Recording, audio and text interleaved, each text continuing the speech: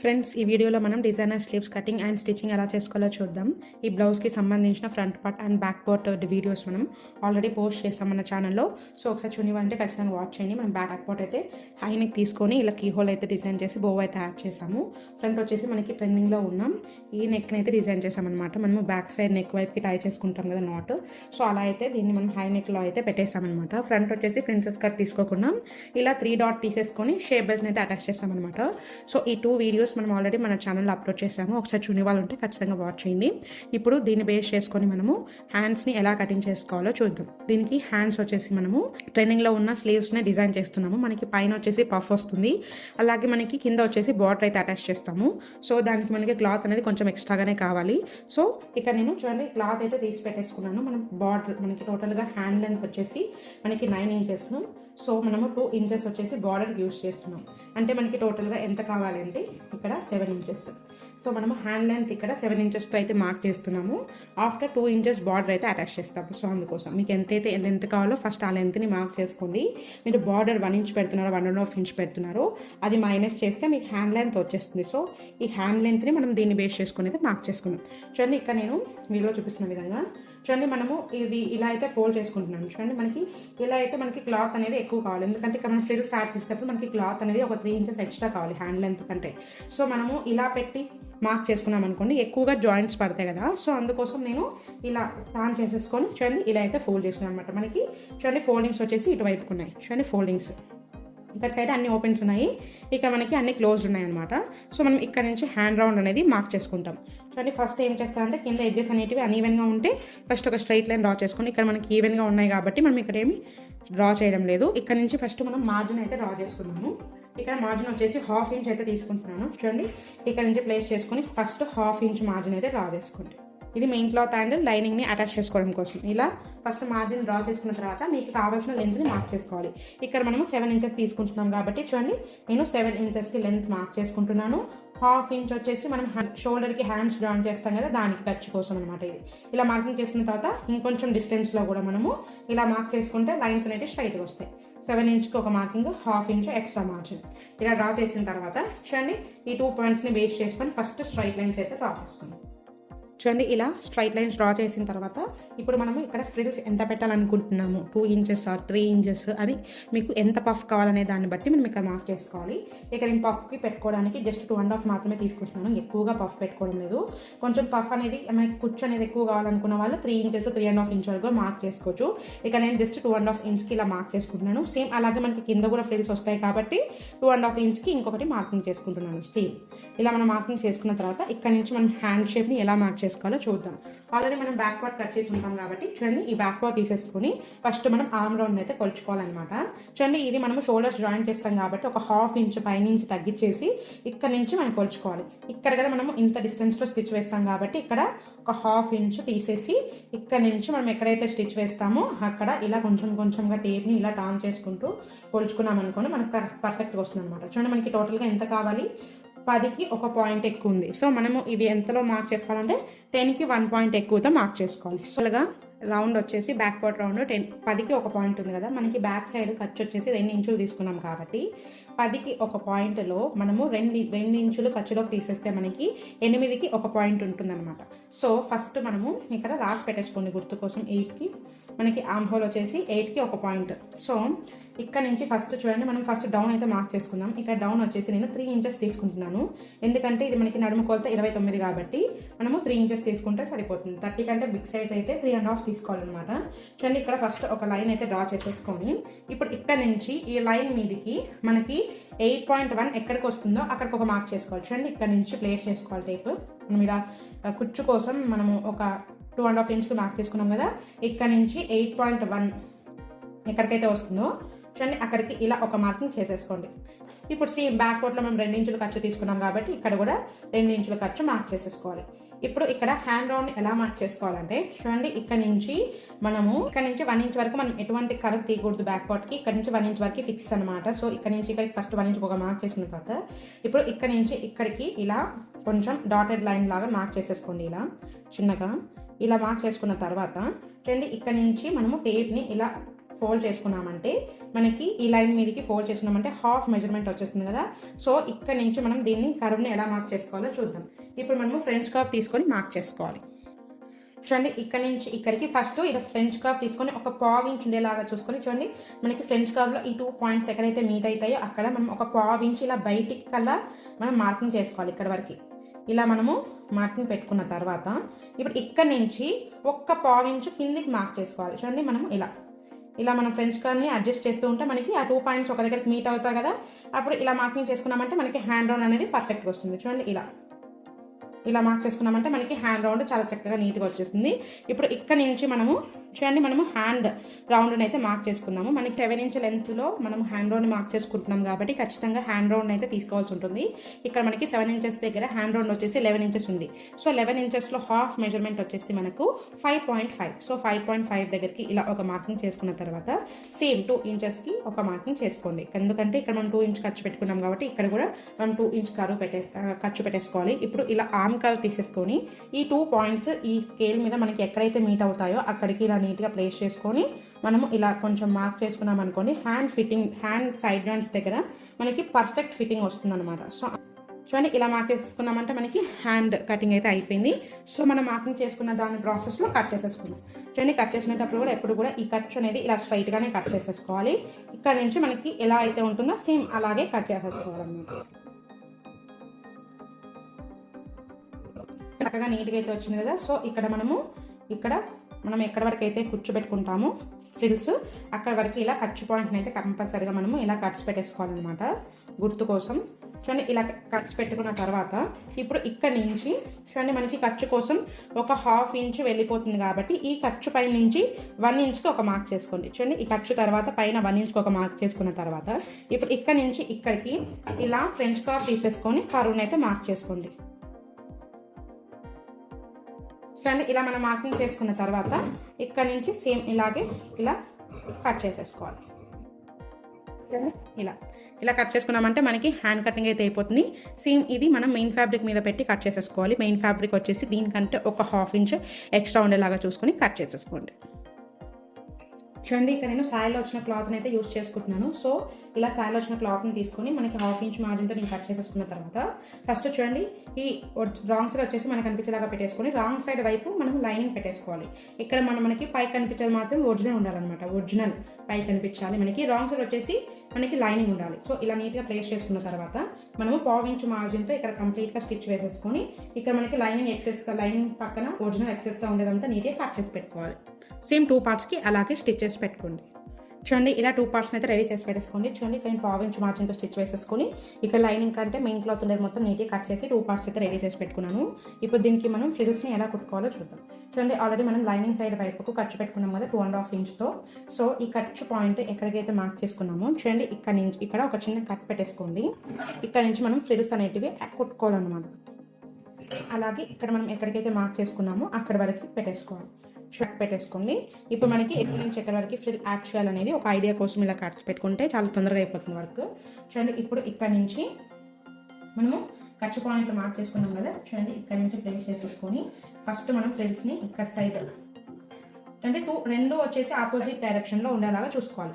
First మనము ఇటు side మన సైడ్ వైపుకి ఫ్రిల్స్ పెడితే ఇక్కడ మిడిల్ ఎండ్ అయిన తర్వాత మళ్ళీ ఇటు సైడ్ నుంచి పెట్టుకోవాలన్నమాట పాదం సైడ్ వైపుకి. సో ఫస్ట్ మనము మిడ్ పాయింట్ని ఇలా చిన్న కట్టు పెట్టేసుకుందాము. చూడండి ఇక్కడ నుంచి ఫ్రిల్స్ అయితే యాడ్ చేసుకోవాలి.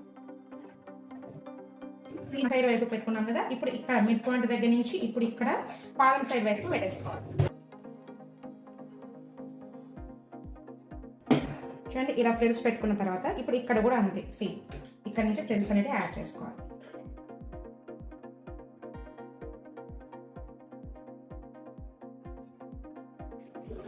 చూడండి ఇప్పుడు మనం దీనికి ఇలా ఫ్రిల్స్ పెట్టుకున్నాం కదా. సేమ్ అలాగే దీనికి కూడా ఫ్రిల్స్ పెట్టేసుకోండి. చూడండి ఇలా 2 పార్ట్స్ రెడీ చేసి పెట్టుకున్న తర్వాత మనము ఫ్రంట్ సైడ్ వైపుకి లోతు తీయాలి కాబట్టి చూడండి ఇక్కడ మనకి పైన సైడ్ అనమాట, ఇది వచ్చేసి కింది సైడ్ వైపు అనమాట. సో చూడండి ఇలా ఒరిజినల్స్ రెండు ఒకదాని మీద ఒకటి వచ్చేలాగా ఇలా నీట్గా ప్లేస్ చేసేసుకోవాలి. ఫస్ట్ చూడండి ఇలా ఒకదాని మీద ఒకటి నీట్గా ప్లేస్ చేసుకున్న తర్వాత ఇప్పుడు ఈ ఖర్చు దగ్గర నుంచి లైట్గా ఇలా కొంచెం ఇలా కరువుగా మార్క్ చేసేసుకున్నామంటే సరిపోతుంది. సో ఇలా మనం మార్క్ చేసుకున్నామంటే మనకి ఫ్రంట్ సైడ్ టైట్ రాకుండా చాలా నీట్గా వచ్చింటుంది అనమాట ఆర్మ్ హోల్. అండ్ ఇలా మనం మార్క్ చేసుకున్నాం కదా, ఇలా మార్క్ చేసుకున్న దాని ప్రాసెస్లో కట్ చేసేసుకోవాలన్నమాట. ఇలా కొంచెం మనం కరువుగా తీయడం వల్ల మనకి ఫిట్టింగ్ అనేది ఫ్రంట్ ఆర్మ్ హోల్ దగ్గర చాలా నీట్గా వచ్చింటుంది అనమాట. సో ఇలా మార్క్ చేసేసుకొని కట్ చేసేయండి. ఇప్పుడు ఇక్కడ చిన్న కట్స్ పెట్టేసుకోండి, ఎందుకంటే ఫ్రంట్ సైడ్ గుర్తు కోసం. సో ఇలా కట్స్ పెట్టుకున్న తర్వాత ఇప్పుడు బార్డర్ని ఎలా అటాచ్ చేసుకోవాలో చూద్దాం. చూడండి, ఫస్ట్ మనం దీనికి లైనింగ్ తీసేసుకోవాలి, అలాగే మెయిన్ క్లాత్ బార్డర్ తీసేసుకోవాలి. చూడండి, లైనింగ్ మీద ఒరిజినల్ ఉండాలి. చూడండి, ఒరిజినల్ మీద లైనింగ్ ఉండాలన్నమాట. సో ఇలా నీట్గా ప్లేస్ చేసిన తర్వాత ఇప్పుడు మనము ఇక్కడ ఒక స్టిచ్ హాఫ్ ఇంచ్ మార్జిన్తో ఇక్కడ మనకి ఇది 2 ఇంచెస్ విడ్త్ కావాలి కాబట్టి ఎక్సెస్ ఎంతైతే ఉంటుందో అంతవరకు ఇక్కడ ఒక స్టిచ్ వేసేసుకోవాలన్నమాట. సో ఇలా ప్లేస్ చేసేసుకొని మనం ఇటు సైడ్ ఒక స్టిచ్, అటు సైడ్ ఒక స్టిచ్ వేసేసుకోవాలన్నమాట.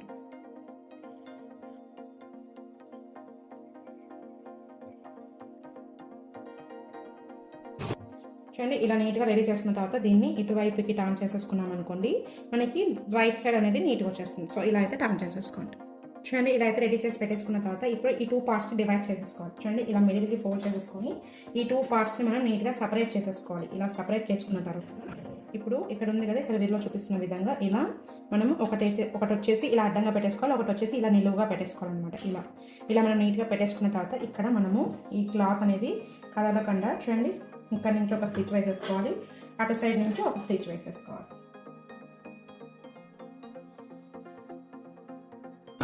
చూడండి, ఇలా నీట్గా స్టిచ్ వేసేసుకున్న తర్వాత ఇప్పుడు దీన్ని మనం మెయిన్ క్లాత్కి ఎలా అటాచ్ చేసుకోవాలో చూద్దాము. సూది తీసేసుకొని ఇక్కడ చిన్నగా ఒక లోపల సైడ్ ఒక కుట్టు పెట్టేసుకున్నా కూడా సరిపోతుంది. ఇప్పుడు దీన్ని మనము మెయిన్ క్లాత్కి ఎలా అటాచ్ చేసుకోవాలో చూద్దాం. చూడండి, ఇది మనం మెయిన్ క్లాత్ తీసేసుకొని చూడండి, ఇలా వీడియోలో చూపిస్తున్న విధంగా ఈ మిడ్ పాయింట్ దగ్గర ఫస్ట్ చూడండి ఇలా తీసుకోవాలి. చూడండి, ఒరిజినల్ మీద ఒరిజినల్ ఉండాలి, లైనింగ్ వచ్చేసి మనకి కనిపించేలా పెట్టేసుకోవాలి.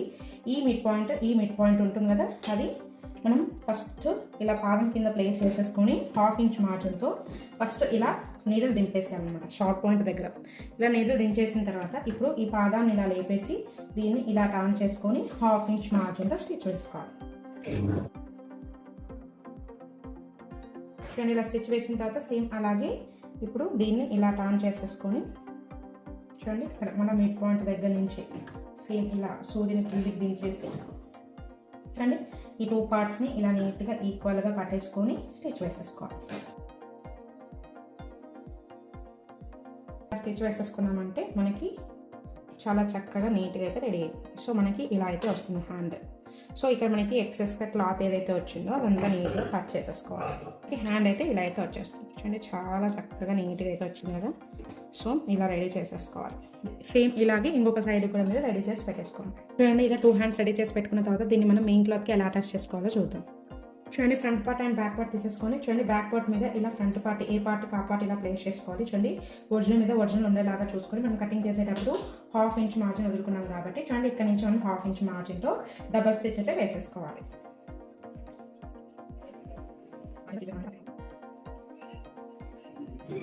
చూడండి, ఇలా స్టిచ్ వేసేసుకున్న తర్వాత ఇప్పుడు దీన్ని మనము మెయిన్ క్లాత్కి హ్యాండ్స్ని ఎలా జాయిన్ చేసుకోవాలో చూద్దాం. ఇది మనం మెయిన్ క్లాత్ తీసేసుకొని చూడండి, ఈ ఒరిజినల్ వచ్చేసి మనకు కనిపించేలాగా పెట్టేసుకోండి. ఇప్పుడు ఈ 2 పార్ట్స్లో మనం 1 సైడ్ అనేది లోతు తీసుకున్నాం కదా, అది ఫ్రంట్ సైడ్ వస్తుందో లేదో ఒకసారి చెక్ చేసేసుకోండి. చూడండి, మనకి ఇది ఇలా బ్యాక్ సైడ్ వైపుకి వస్తుంది కాబట్టి ఇది కరెక్ట్ హ్యాండ్ కాదు, ఇది ఇంకొక సైడ్ చూసుకున్నాము. చూడండి, ఇది మాత్రం కరెక్ట్గా వస్తుంది. చూడండి, ఇది బ్యాక్ సైడ్ వైపుకి వస్తుంది, ఇది వచ్చేసి మనకి ఫ్రంట్ సైడ్ వైపుకి వస్తుంది. సో ఇలా ఒకసారి చెక్ చేసుకున్న తర్వాత చూడండి, ఇక్కడ మనం మిడ్ పాయింట్ దగ్గర ఇలా నీట్గా ప్లేస్ చేసేసుకోవాలి. చూడండి, ఇది మిడిల్ ఎక్కడైతే వస్తుందో అక్కడ ఇలా నీట్గా ప్లేస్ చేసుకున్న తర్వాత ఇక్కడ నుంచి మనం కటింగ్ చేసేటప్పుడు ఎంతైతే మార్జిన్ వదులుకున్నామో సేమ్ మార్జిన్తో స్టిచ్ వేసుకోవాలి, హాఫ్ ఇంచ్ మార్జిన్.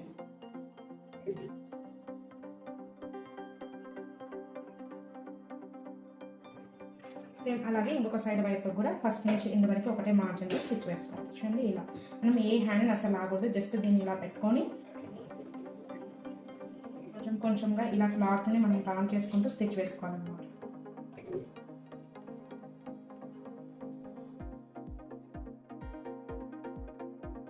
చూడండి, ఇలా వేసుకున్న తర్వాత సేమ్ దీని మీద ఇంకొకటి డబల్ స్టిచ్ అయితే వేసేసుకోండి, కుట్లు అయితే ఊడిపోకుండా ఉంటాయి. చూడండి, ఇప్పుడు దీన్ని మనం ఇలా టర్న్ చేసుకుంటే ఇలా అయితే ఉంటుంది మనకి హ్యాండ్. సేమ్ అలాగే ఇంకో సైడ్ వైపు కూడా స్టిచ్ చేసి పెట్టేసుకోండి. ఇక్కడ వీటిలో ఎంత అవుతుంది కాబట్టి నేను చూపించడం లేదు. చూడండి, ఇలా 2 హ్యాండ్స్ స్టిచ్ వేసిన తర్వాత ఫస్ట్ మనము సైడ్ జాయింట్స్ వేసుకునేటప్పుడు ఖచ్చితంగా నడుము కొలతను అయితే మార్క్ చేసుకొని స్టిచ్ వేసేసుకోవాలి. ఎందుకంటే మనము అప్పుడప్పుడు front side dot point stitch వేస్తూ ఉంటాం, ఇక్కడ డాట్ పాయింట్ స్టిచ్ వేస్తూ ఉంటాం. సో మనకి క్లాత్ అనేది ఒక 1 or 2 పాయింట్స్ అటు ఇటు అవుతుంది అనమాట. సో అందుకోసం ఇలా మిడిల్కి ఈ క్లాత్ని ఇలా ఫోల్డ్ చేసేసుకొని, మనకి నడుము కొలత వచ్చేసి 29 కాబట్టి మనకి 29లో 4వ భాగం వచ్చేసి 7.5. సో చూడండి ఇక్కడ వీడియోలో చూపిస్తున్న విధంగా ఇక్కడ మనము 7.5 దగ్గరికి ఇలా మార్కింగ్ చేసేసుకున్నామంటే సైడ్ జాయింట్స్ అనేవి చాలా పర్ఫెక్ట్గా వస్తాయి. సో సేమ్ అలాగే ఇక్కడ కింద కూడా మార్క్ చేసేసుకోండి. చూడండి ఇప్పుడు ఫ్రంట్ పార్ట్ కూడా తీసేసుకొని, చూడండి మనకి ఇక్కడ హుక్స్ సైడ్ వైపు మాత్రము ఇక్కడ కార్నర్ దగ్గర నుంచి నడుము కొలతను అయితే మార్క్ చేసుకోవచ్చు. అండి ఇక్కడ నుంచి ప్లేస్ చేసేసుకొని మనకి 7.5 ఎక్కడికైతే వస్తుందో అక్కడికి ఇలా ఒక మార్క్ చేసేసుకోండి. ఇది మనం బ్యాక్ సైడ్ వైపు స్టిచ్ వేస్తాం కాబట్టి ఇలా బ్యాక్ సైడ్ వైపుకి ఇలా 7.5 మార్క్ చేసుకోండి. సేమ్ అలాగే ఇక్కడ మాత్రము ఇది మనం ఎక్స్క్లూడ్ చేసేయాలి, ఇది మనం కొలుచుకోకూడదు. ఇక్కడ నుంచి మనము 7.5 ఎక్కడికైతే వస్తుందో చూడండి ఇక్కడికి నేను 7.5 ఇక్కడ పెట్టేస్తాను. చూడండి ఇక్కడికి వచ్చేలాగా పెట్టుకున్న తర్వాత ఇక్కడ మనం మార్క్ చేసుకోవాలి 7.5 దగ్గరికి. చూడండి ఇలా మార్క్ చేసేసుకున్న తర్వాత ఇప్పుడు మనం సైడ్ జాయింట్స్ ఎలా వేసుకోవాలో చూద్దాం. చూడండి సైడ్ జాయింట్స్ వేసేటప్పుడు మనము front part and back part మనం నడుము కొలతను అయితే మార్క్ చేసుకున్నాం కదా, ఈ 2 మార్కింగ్స్ ఇలా ఈక్వల్గా వచ్చేలాగా ప్లేస్ చేసుకొని ఇక్కడ నుంచి మనం స్టిచ్చింగ్ అనేది స్టార్ట్ చేయాలి. మనం కటింగ్ చేసేటప్పుడు ఆల్రెడీ ఇక్కడ చిన్న ఖర్చులు అయితే పెట్టేసుకుంటాం కదా, సో ఈ ఖర్చు పాయింట్ దగ్గర వరకు మనం మార్కింగ్ చేసుకోవాలి. ఎలా అంటే ఇలా స్ట్రైట్గా స్టిచ్ వేసుకోవాలి ఇక్కడ నుంచి ఇక్కడ వరకు. చూడండి ఫస్ట్ మనం కింద ఎడ్జ్లో రఫ్ చేయాలండి క్లాత్కి, లేకంటే క్లాత్ అనేది విచ్చుకపోతుంది అనమాట. సో ఇలా రఫ్ చేసిన తర్వాత ఈ 2 పార్ట్స్ని ఇలా ఈక్వల్గా పట్టేసుకోండి. ఈ హ్యాండ్ జాయింట్ ఖర్చు వచ్చేసి ఇలా మన సైడ్ వైపు ఉండేలాగా ఇలా నీట్గా ఈక్వల్గా ప్లేస్ చేసుకున్న తర్వాత ఈ స్టిచ్ ఇక్కడ నుంచి ఇక్కడ ఖర్చు పెట్టుకున్న దగ్గర వరకు స్ట్రైట్గా ఫాలో.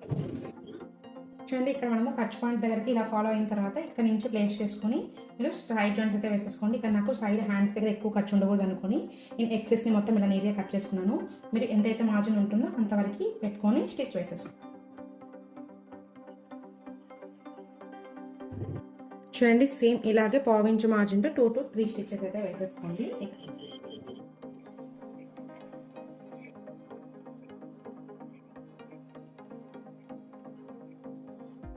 చూడండి సేమ్ ఇలాగే ఇంకొక సైడ్ వైపు కూడా మీరు స్టిచ్ చేసి పెట్టేసుకోండి. ఇక్కడ వీడియోలో ఎంత అవుతుందో చూపించడం లేదు, ఆల్రెడీ నేను ఇక్కడ స్టిచ్ చేసి పెట్టేశాను. ఇప్పుడు ఇక్కడ మనకి ఎక్సెస్గా ఇలా క్లాత్ ఉంటుంది కదా, చూడండి మనకి ఎంత కావాలో ఖర్చు పెట్టేసుకొని ఈ ఎక్సెస్ని మొత్తం ఇలా నీట్గా కట్ చేసేసుకోవచ్చు ఇలా ఈక్వల్గా ఉండడం కోసం. చూడండి ఇక్కడ నాకు ఈక్వల్గా ఉండడం కోసం ఈ ఎక్సెస్ని మొత్తం ఇలా నీట్గా కట్ చేసేసుకుంటున్నాను.